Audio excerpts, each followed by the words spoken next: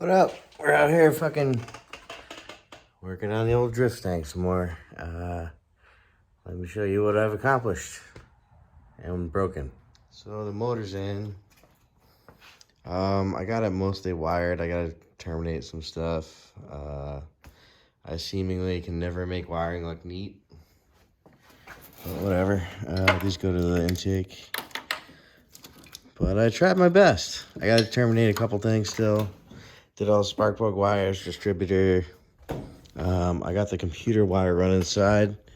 This roll cage makes working inside just utter hell. It sucks really bad. So hopefully today I will get it to start. See if the motor's good. And I ordered 2 new struts. And they are on their way, hopefully. But the kid was supposed to cut out a bunch of stuff that installed this, like under the strut and for clearancing. And they did not when they installed it. So there's all these like heinous grub marks in it. And that's why it broke, I guess. So I guess I'm going to have to pretty much reinstall the angle kit as well. So I'm super pumped, and hopefully it'll at least run today to give me some motivation to continue. You know, here's the list I got last. Terminate wiring, wideband wiring, cooling system, rad fan, power steering, pump and lines, intake manifold, fill the coolant, install the computer, rattle cable, vacuum lines. I should probably add like redo drift angle kit. But so that's it for now. I am actively doing the wiring. So I had all the spark plug wires on and everything, and I have the wiring hacked in because for some reason I just want to hear it run really bad, and then it will give me like motivation to start working harder on everything else. But got the computer in, started programming it, putting the bass tune on, programming the injectors in and whatnot. And before I start it, I like to go into this test mode. And you can it's actually not this test mode, it's a different one. But it's up here in the programming. I think it's 3, nope, 2. It allows you to pulse all the injectors. So you have A through H injectors. This is pretty fucking sick because it allows you to pulse them and listen to see if each injector is pulsing when you do it through here. I had one that was not, and I screwed with it. I cleaned it, you know, I blew it out, and it started working. So every time you turn the computer on, it runs the fuel pump for 2 seconds. And when I put the rail back together, I had like a little leak. It's this injector, but the other side. So I fixed it. You know, I turned the fuel pump on, checked for more leaks. So I noticed gas leaking out of here. And it filled this whole cylinder up because one of the injectors was stuck open. Actually, I think it was more than one. So the injectors were stuck open. And now I had new ones in stock because I'm a hoarder. These are like Bosch 30 pounders. So they're going in.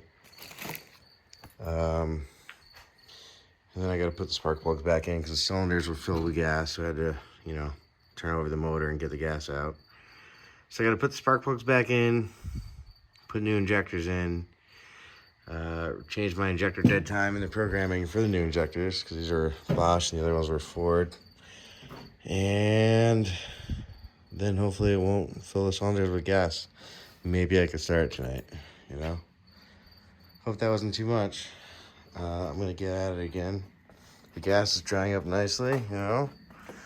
It's good. Nice thing about gas spill, it just evaporates. So, let's here on the drift stang. There's some mods that need to get done for the angle kit to work, which I kind of thought was done already. That's why I bought this thing. You gotta cut this off and then actually hammer this lip up and then bend the bottom lip out and around and then weld it. because the strut makes contact, as seen there. And you're also supposed to cut out the tops of the strut towers. They give you a template, but I already got this side done, and it looks pretty fucking good. See all that room in there for days. Covering the light, sorry, but I just gotta weld it up. I'm gonna clear in some other things, but it's pretty sick. I already cut out the top of the tower. I'm gonna do the next side all on video because the instructions are kind of vague, but it's not too bad once you get into it. So let me get into that. I gotta finish welding this side and I'll get to it. So this is the top of the strut tower. It's a template that I cut out. If you place it on there, you just kind of trace out where you need to cut. You gotta kind of oval out this hole too, and then just cut this area out. You basically move it forward and in.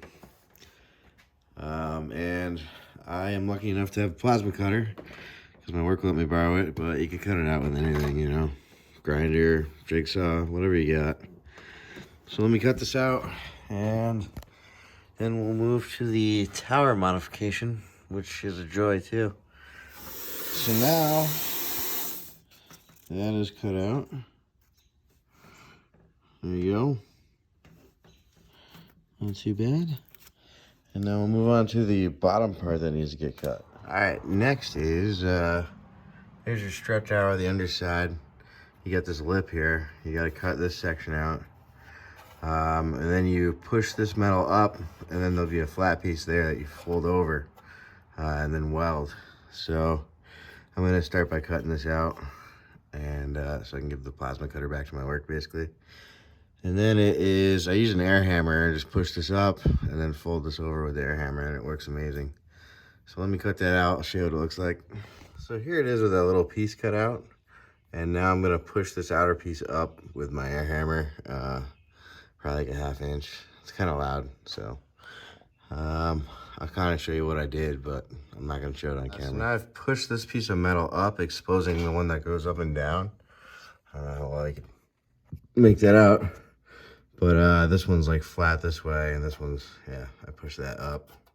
And I slid it so I could fold this over. I'll probably end up doing that with a little bit with a adjustable to pull them out. I slid it so I wouldn't have to get the whole thing at once. And then I'm gonna weld it once I test fit the suspension. So this is how I'm starting the bend. Just start with an adjustable. Yeah, I'm getting like 45 degrees out of this. Oh, there goes the light. So once I get it up that high, I'm going to be pushing it up with the air hammer, which is, where is it? Garage is a mess. There it is. Nice snap-on air hammer with a flat bit. I doubt I can get that on video because I'm alone. So it looks like I bent it over with the adjustable, and then I hit it with a hammer a little bit, and then the air hammer is really good for tucking it up tight. Be nice and easy to weld. I'll just weld down these, and then these pinch welds came out when I pushed it up, so I'll just weld the seam. I cut through a little bit there. I'm going to weld that shut, weld this seam, and then down here you have to cut out like the old spring mount and stuff for clearance for the wheel, and they want you to weld this area right here, so the kid didn't do that either, so I'm going to hit that up. But that should be fully clearanced for all of the angles, and you know, I'm just gonna come in and weld it probably tomorrow. But my main thing was to get the plasma cutter shit done so I can get that back to work. And you know, I got a welder, so it's really no big deal. But it was pretty cool. I'm getting there. I think I'm gonna drive it soon after I get these struts in and a couple more little things in the engine compartment. But hell yeah, dude. Can't really say it's my best work, but it is stuck together. I also welded this. Welding directly upside down just sucks balls, by the way. So now I can finally assemble this because it's done. I might paint it real quick and set up the struts. I did this side too. Same thing welded there. So let's see how this comes out. I also changed the rack because this other rack was bad. So it's the new rack in there. The other one was hard to turn when there was nothing on it. Part of it too is you, this is the inner tie rod.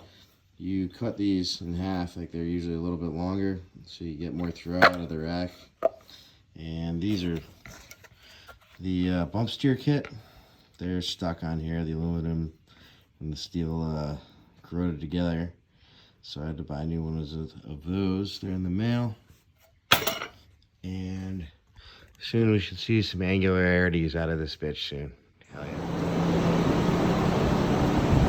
Milling the inner tie rod ends down.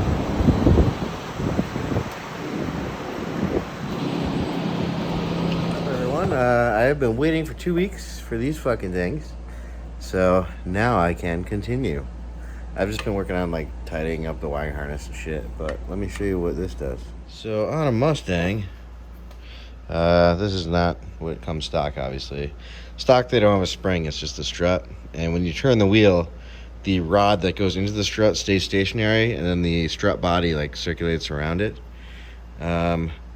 So same premise here, except the rod would pivot, and there's like spacers that look like this that go on there, and these would wear out because it would pivot on these, and that's all bad news. So I asked John Duncan that, and he's like, oh, I made an updated version of top hats here. So these top hats go on, and they allow the spring to stay still while the rod pivots.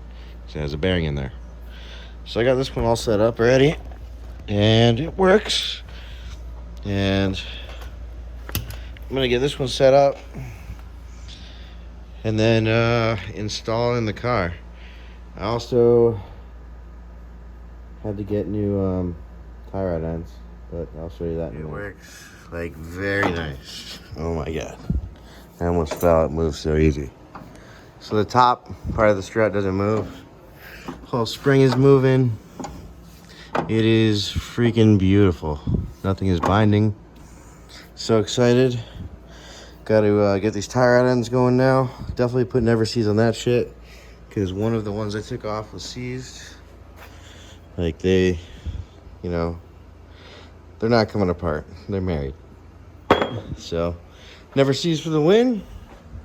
Got to put the boots on, and that's the next step. And then I can put the wheels on, start setting the caster, camber, toe, all that happy horse shit. So let's go. Yeah.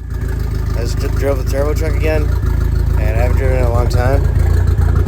And dude, she fucking gets it. Holy shit.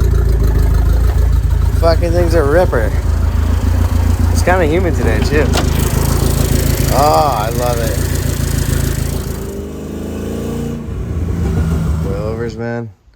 Like these, you gotta screw them on to, you know, it hits the spring. It takes forever. Oh.